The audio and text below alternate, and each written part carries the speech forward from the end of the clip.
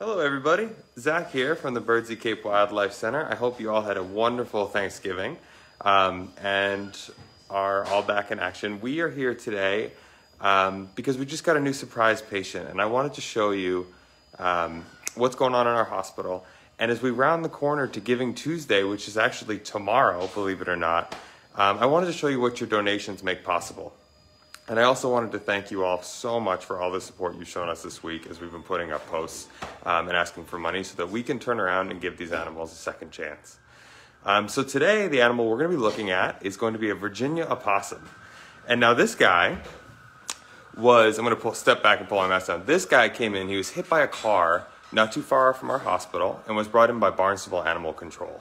So we'd like to thank them for picking him up and rescuing him. He came in, he has some pretty severe facial lacerations as well as some abrasions and lacerations to his body.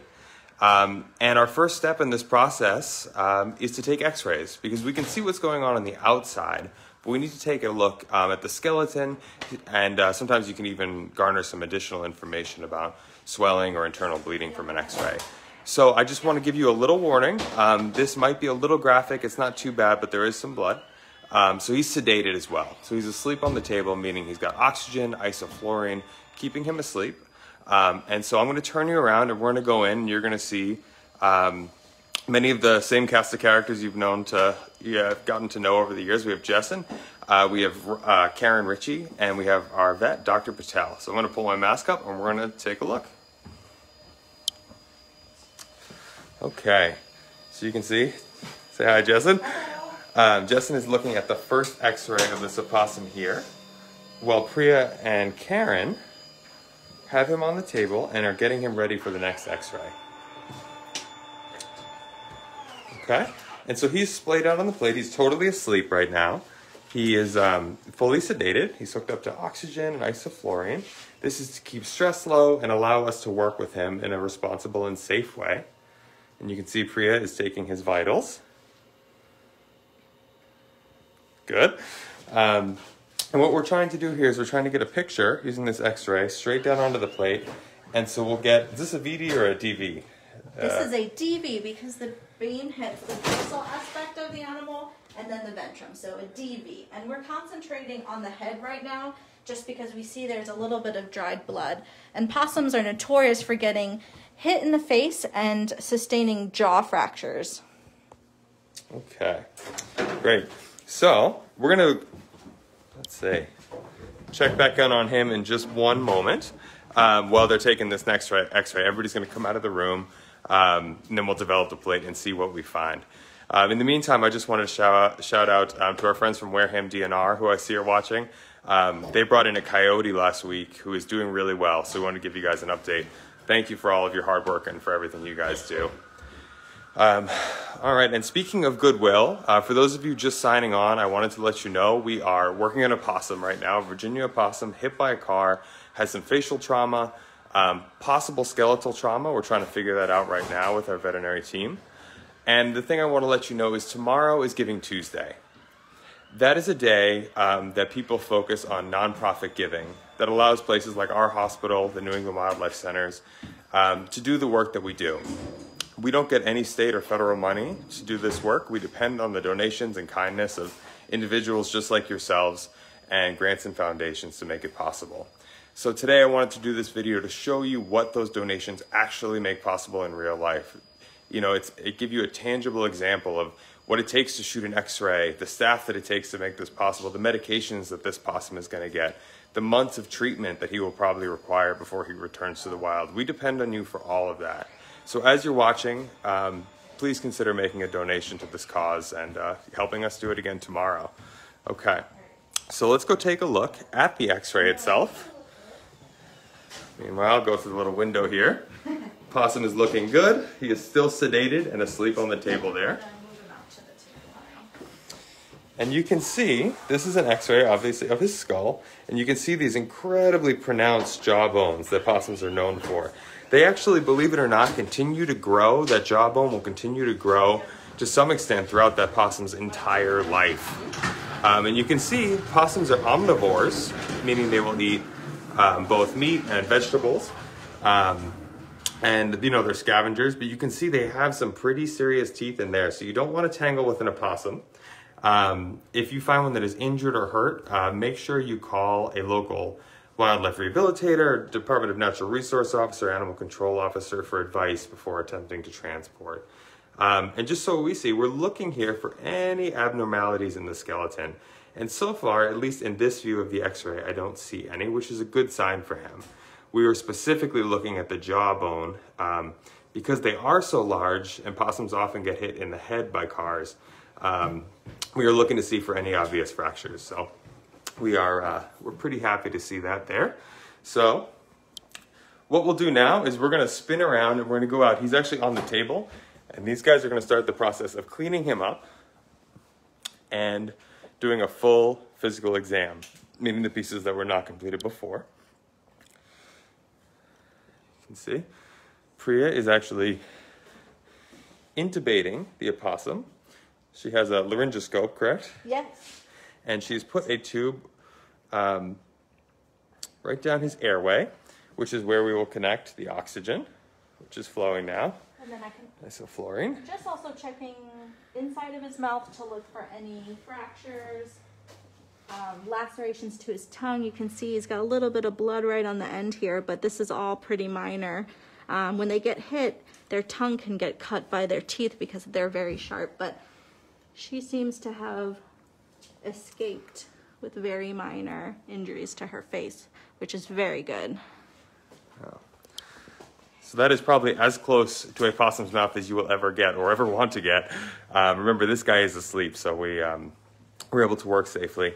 But you can see, I'll flip here one more time, you can see the lacerations he suffered to his nose and cheeks. These are probably going to require some minor cleaning up. And Priya, do you think he'll be on any medications for this? So for now, we're going to definitely, he definitely sustained some trauma, so we're going to address that with some pain medication. And right now we're cleaning up. He has blood on his back leg. Sorry, I think it's a female. She has blood on her back leg, so we're just cleaning up some of the blood to make sure there's no wounds. We believe that some of it was probably transferred from the mouth. But just to make sure there's no open wounds or anything, we're just going to clean up the fur a little bit. And then if we do find a wound, we can address that with some wound care and possible antibiotics. But for now, supportive care, pain meds to keep her comfortable. We're going to rehydrate her and then give her some nutritional support. That's great. And so this time of year, would you expect to have to find babies in the pouch, or are we out of that season? So I would be very surprised. It's late in the season. We're going into winter. These guys should not have any babies in the pouch. This species actually does not hibernate, but because they have no fur on their ears and their tail tips, they are prone to getting frostbite. So they will hunker down in very extreme temperatures, but you can find them all year round. That's true. And so that is an interesting phenomenon we see, especially during cold winters, cold snaps, and winter storms around here. Now, these possums have adapted to live in New England and live in this area, and they do very well. But when those temperatures drop, we do tend to get a lot of frostbite cases. So if we tend to get a northeaster or really cold temperatures this year, and you see a possum outside that looks like it's maybe a little lethargic, not moving quite as much as it should, give us a call. We'll be happy to help. And usually those cases can be turned around pretty quickly with, a nice warm cage, some nutritional support. And occasionally the digits have become really affected, and we may have to do partial amputations or something like that. But luckily this year has been pretty kind to us. We haven't had anything too cold yet, which means that once this possum is ready, she will probably be released as long as the weathers hold reasonably quickly. Okay, and you can see Jess is just in the process of cleaning up the wounds there.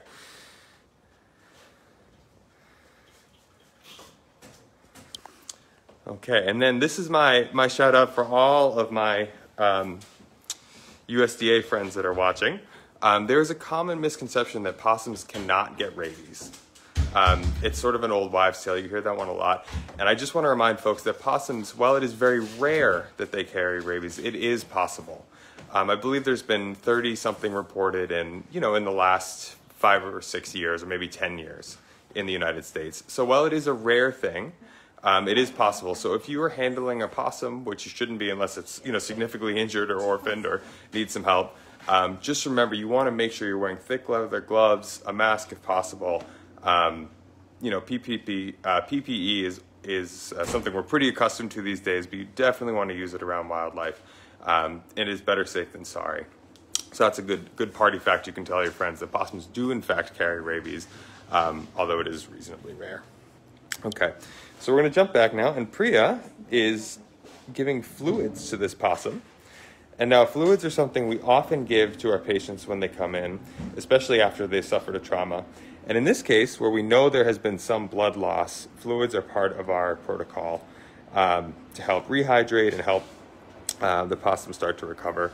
And Priya, do you think this possum was in shock? I definitely do. So shock is, in terms of medical definition, shock is a decreased blood flow to certain tissues. And because we did see some hemorrhage, the body tries to conserve blood flow to the essential organs like the heart, brain, and lungs. So to the peripheral limbs, there can be decreased blood flow. So we always want to counteract that with additional fluids. So I definitely think that there was some blood loss and the possum was in shock. All right, there you go. Not too dissimilar from a human, the type of treatment a human would get if they came in with a trauma to a hospital. And just a reminder for those of you logging on, this is the type of work you make possible. For over 2,000 animals a year at this location and the same amount at our Weymouth location, you make it possible for us to provide free veterinary care, all of the medications, the surgeries, the staffing, the food, all of those specialty items that it takes to keep these animals with us and give them a second chance in the wild. So we really are reaching out today to ask for your donations, ask for your support, so that we can continue to provide these services. It's been a hard year for everybody, us included, wildlife included. So just know anything you can contribute makes a huge difference and will help lots of animals this year. Okay, so it looks like this possum is being turned off, meaning we're turning off the anesthesia. Now that the wounds are clear, the possum will be extubated, meaning we'll take that ET tube out, and this possum will get to start the process of waking up. So we have a nice warm cage prepared for him. Once he's fully awake and with it and has recovered from his anesthesia, he'll get a nice meal. So he'll have a pretty cushy next couple days as he begins to recover and starts to feel better. And after that, we will find a suitable release spot as long as the weather is cooperating with us, and he'll go back to the wild pretty shortly. So this possum got extremely lucky for being hit by a car. There were some lacerations, there were some trauma, but all said and done, this is a reasonably good outcome for this little guy and a good prognosis. So with that, I just wanted to pop in. This was an unscheduled video, but something I just wanted to show you guys, and thank you for all of your support. Thank you for making this possible for the possum, for us, and we look forward to updating you more, and have a safe and happy holiday season, everybody. We'll see you soon. Thanks.